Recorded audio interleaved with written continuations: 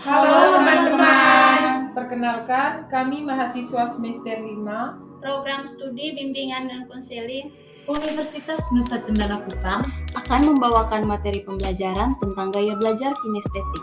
Selamat menyaksikan. Gaya belajar kinestetik merupakan gaya belajar yang melibatkan aktivitas fisik secara langsung. Individu dengan gaya belajar kinestetik memiliki kemampuan memproses informasi secara fisik lewat gerakan tangan, tubuh, ekspresi, dan juga kontrol. Artinya, orang dengan gaya belajar kinestetik ini akan lebih fokus pada situasi belajar atau kegiatan yang melibatkannya secara langsung, karena orang dengan gaya belajar kinestetik menyukai keterlibatan fisik secara langsung.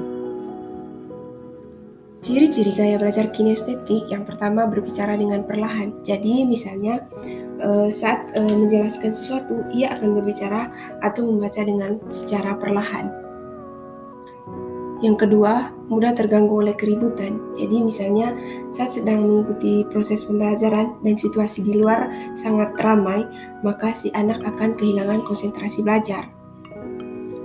Yang ketiga, selalu berorientasi pada fisik dan banyak bergerak. Misalnya di sini, saat pembelajaran, ia akan belajar sambil menggerakkan atau akan memperhatikan gerakan orang lain dari gerakan teman-temannya, dan dia mengikuti gerakan dari teman-temannya itu. Yang keempat, menggunakan isyarat tubuh seperti menggerakkan jari. Misalnya di sini, saat sedang membaca, dia akan menggerakkan jarinya sesuai dengan kata yang dia baca. Dan saat sedang berhitung menggunakan jarinya. Yang kelima, tidak dapat duduk diam di waktu yang lama. Orang dengan gaya belajar kinestetik ini akan mulai resah saat sudah berlama-lama di dalam kelas.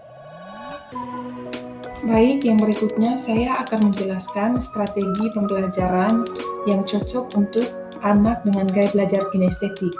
Yang pertama, jangan paksakan anak untuk belajar sampai berjam-jam, karena di sini anak yang mempunyai gaya belajar kinestetik itu tidak mampu atau tidak nyaman untuk belajar dengan berjam-jam dan duduk lama. Yang kedua, ajak anak untuk belajar sambil eksplorasi lingkungannya.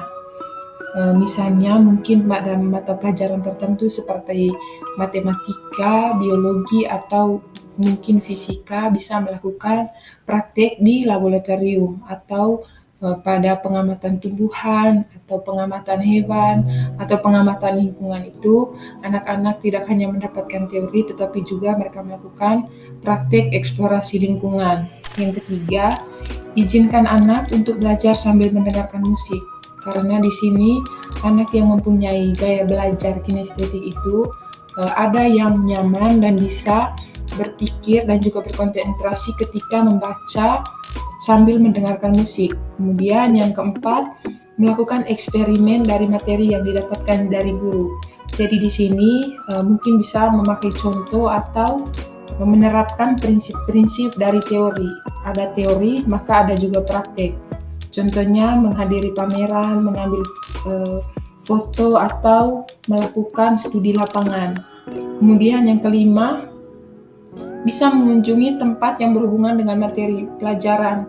Misalnya, pelajaran sejarah bisa mengunjungi museum atau ketika melakukan kegiatan atau praktek olahraga itu bisa melakukannya di tempat gym atau di lab olahraga, atau ingat-ingat praktikum, belajar lapangan, dan kegiatan serupa yang harus disesuaikan antara teori dan juga praktik. Baik, yang berikut kelebihan dari pembelajaran kinestetik. Yang pertama, mudah mengingat hal-hal yang dipraktikkan secara langsung. Jadi, anak dengan gaya belajar kinestetik mudah memahami materi atau hal-hal yang dipraktikkan secara langsung. Yang kedua, akan menonjol bidang mata pelajaran yang sering melakukan praktikum, misalnya bidang olahraga. Jadi, anak dengan gaya belajar ini akan berprestasi pada mata pelajaran yang melibatkannya secara langsung, misalnya bidang olahraga. Baik, yang berikut kekurangan. Yang pertama, cenderung tidak dapat bertahan lama jika berada dalam kelas, apalagi jika materi hanya dijelaskan secara verbal.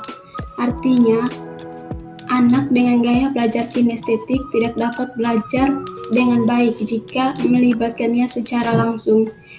Jika memberikan penjelasan harus disertakan dengan contoh atau menggunakan dan melibatkan semua panca indera. Yang kedua, membutuhkan fasilitas yang lebih memadai untuk mempelajari hal-hal tertentu atau menerima materi pelajaran.